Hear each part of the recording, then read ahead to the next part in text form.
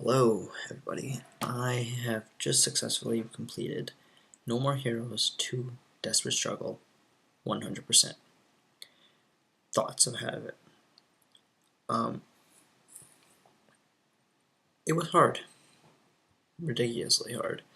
I mean, the bitter run was obviously the hardest one, but it wasn't one boss in particular that stood out. If you played mild or bitter yourself, you are going to be stuck on this one for quite some time.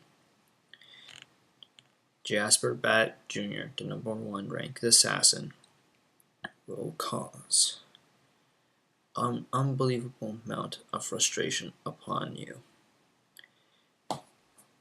It's through my experience,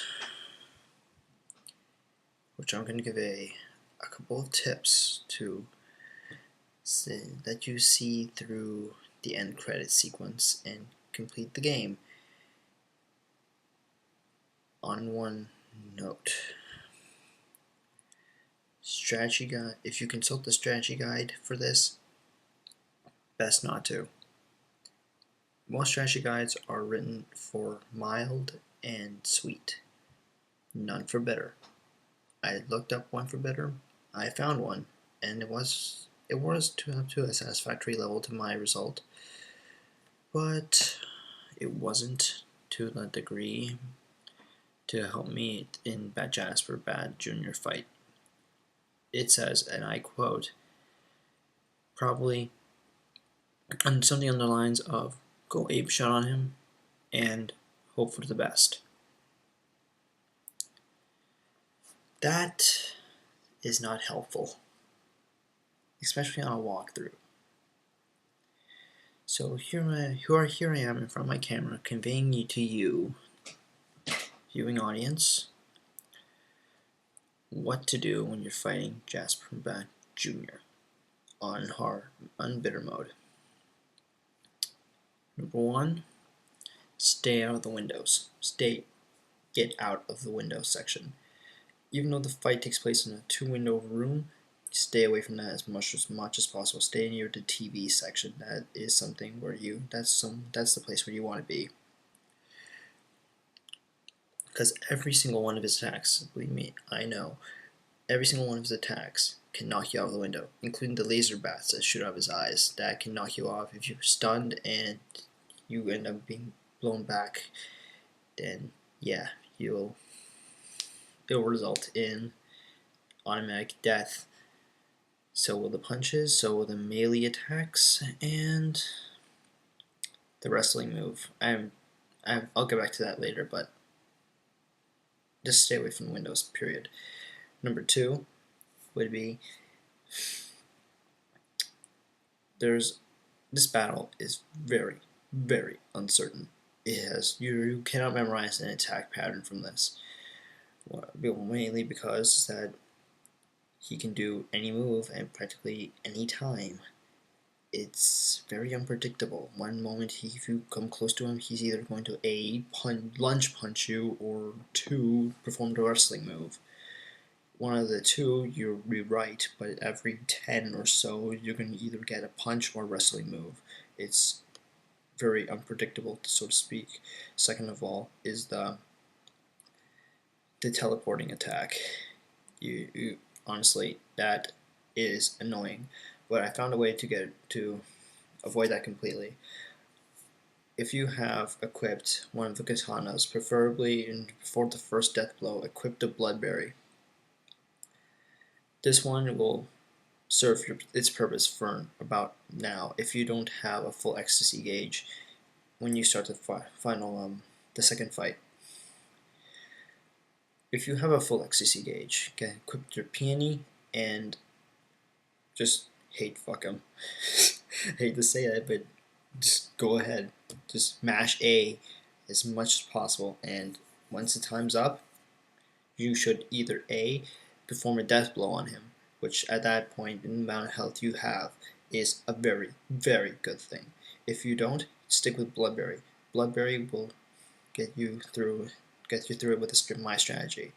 My strategy is keep up a charged attack, and whenever he's performing a lunge punch or wrestling move, right before he attacks, hit him with the charge attack. This will, of course, damage him to some degree, and then you can land at least 2 blows from him. The Bloodberry's high and low attack pattern is pretty decent for this fight, to say at least, because it worked for me a couple times, and excuse me, and it works. It's most effective here. It's probably not the best weapon of choice, since a lot of weapons choice and strategy guides I looked up said to use Rose Nasty.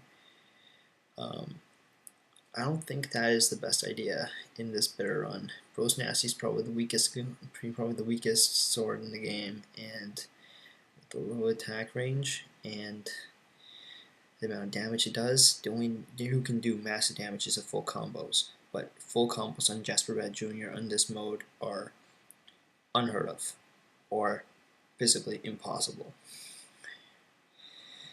Best idea, just stick with the charge, 2 hits, back off, or else you just pummel the shit out of you.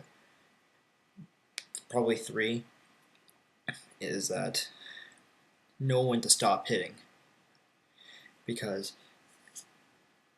this is particularly with Rose Nasty, it goes into Rose Nasty, Bloodberry, Camila MK Mark III, and what was that other one? Whatever.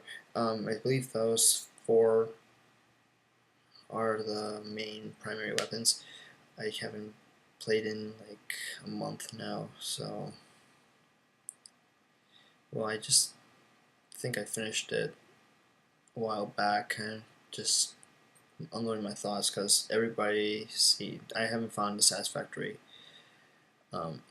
strategy guide for this particular boss fight, and I'm making one right now.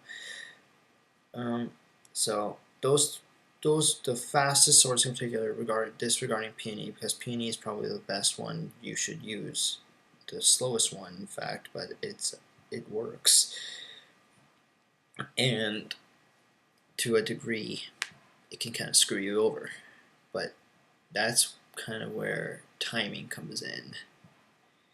Timing is everything in this fight, which leads me up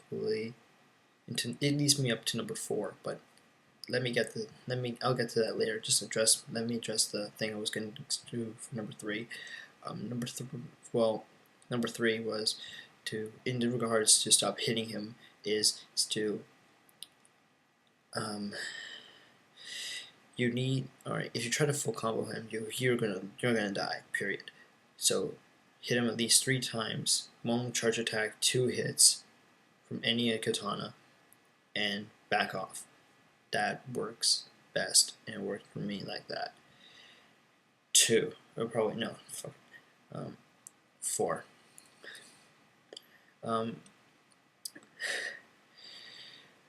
There's this thing not many people know about, is that right before you die, if you shake the Wii and Nunchuck to a certain amount of times, Travis will come back with a small amount of health, and he can probably win you the fight. This can either A, kill you a lot faster if you don't know what the hell you're doing.